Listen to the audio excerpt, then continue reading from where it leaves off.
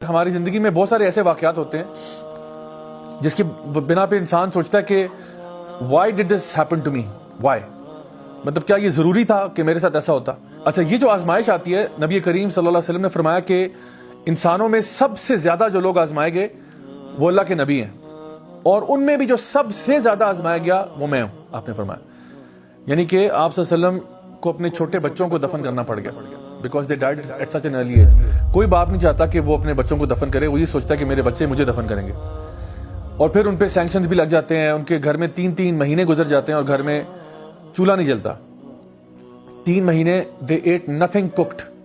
تو کیا کھاتے تھے 3 مہینے کے لیے؟ پانی، بکری کا دودھ اور کھجوریں، not all at the same time. کسی دن دودھ مل گیا، کسی دن کھجور مل گئی، کسی دن پانی مل گیا، بس جو چیز مل رہی ہے اس پہ گزارا کر رہے ہیں۔ 3 مہینے چولہا ہی نہیں جلتا تھا۔ یعنی ہمارے گھر میں ایک دن چولہا نہ جلے تو ہمارے یہاں پہ قیامت کھڑی ہو جائے۔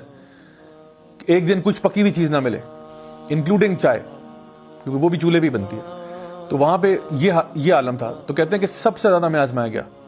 اور اللہ تعالیٰ آزماتا کیوں ہے؟ اللہ تعالیٰ دیکھتا ہے کہ صبر کرنے والے بندے کون سے ہیں، جو اللہ تعالیٰ کا نام لینے والے لوگ ہیں، جو کہتے ہیں جی ہم بڑے مسلمان ہیں، ہم تو بڑے اللہ اور رسول کے چاہنے والے ہیں۔ جب when push comes to shove تو وہ پھر اس ٹائم پہ کیا کرتے ہیں؟ جب ان پہ کوئی ڈیفیکلٹی آتی ہے پھر کیا کرتے ہیں؟ اللہ تعالیٰ پہ ایمان لوز کر جاتے ہیں، یا کیا وہ اللہ پہ بھروسہ کرتے ہیں اور کیری فارورڈ کرتے ہیں؟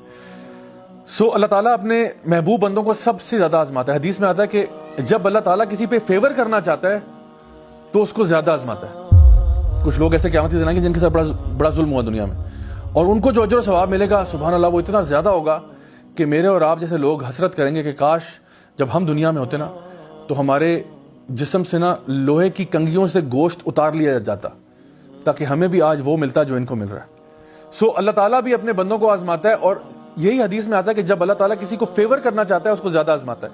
یہ جو ٹیسٹ ہوتے ہیں یہ ٹیمپرری ہوتے ہیں، یہ نہ سمجھے کہ یہ ٹیسٹ میں بندہ ساری عمر مبتلا رہے گا، ایسا نہیں ہوتا۔ فَإِنَّ مَعَ الْعُسْرِ يُسْرًا إِنَّ مَعَ الْعُسْرِ يُسْرًا۔ ہر مصیبت کے ساتھ یہ آسانی بھی آ جاتی ہے۔ اللہ تعالیٰ فرماتے ہیں یقیناً ہر مصیبت کے ساتھ آسانی آتی ہے۔ تو ہو سکتا ہے کہ جو آپ کی آسانی ہے نا وہ اراؤنڈ دا کارنر ہے اور آپ پہلے ہی گیو اپ کر کے بیٹھ گئے۔ اسی لیے اسلام میں خودکشی حرام ہے۔ کیوں؟ کیونکہ آپ ابھی یعنی just around the corner solution پڑا ہوا تھا اور آپ نے پہلے ہی گیو اپ کر دیا، آپ بے صبرے ہو گئے and you took your own life. So اللہ سبحانہ تعالیٰ جب کسی کو فیور کرتا ہے تو اس کو زیادہ آزماتا ہے۔